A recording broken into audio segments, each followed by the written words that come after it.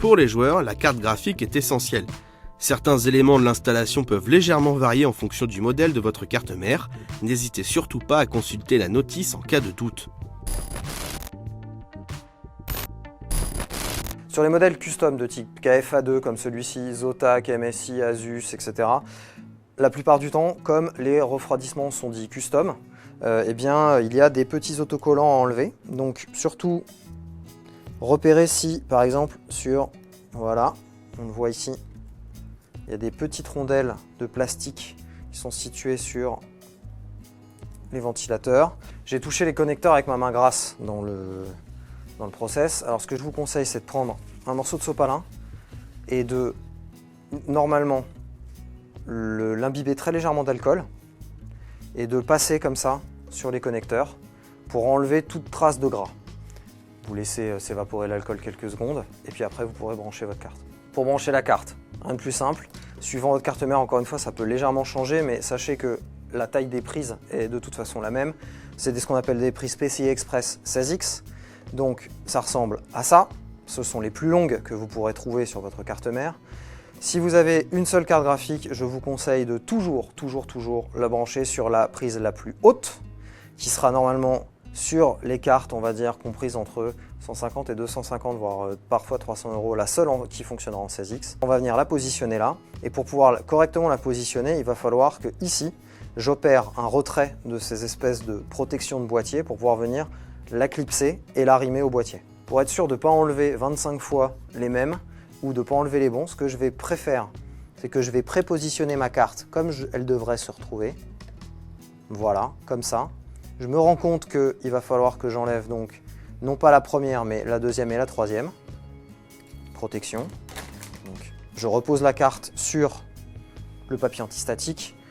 Ici, généralement, les vis à main sont serrées très fort, justement pour éviter que ça se balade dans le transport. Donc, j'enlève ma première protection, je la pose sur le côté, je garde ma vis par devers moi. J'enlève ma seconde protection tout en gardant ma vis. Gardez-les, les protections, c'est important. Si d'aventure vous aviez besoin à un moment donné de changer, embarquer, ça évite que la poussière ne s'introduise de façon trop massive à l'intérieur de la tour. Et puis surtout, c'est quand même bien plus esthétique d'avoir une petite grille comme ça plutôt que d'avoir deux énormes trous béants dont on ne sait pas trop à quoi ils servent. Je prends ma carte graphique donc, comme je le disais, le mieux est de la prendre par les bords, ici par cette partie-là. Si je ne me suis pas planté, le mieux est de l'amener vraiment à flanc de boîtier, puisque comme la carte mère est montée, il va falloir que je la fasse glisser le long de la carte mère. J'ouvre le petit taquet ici, j'appuie fortement, pas non plus comme un sourd, j'appuie ce qu'il faut. Voilà, la carte graphique est bien dans son logement. Il ne me reste plus qu'à fixer ma carte.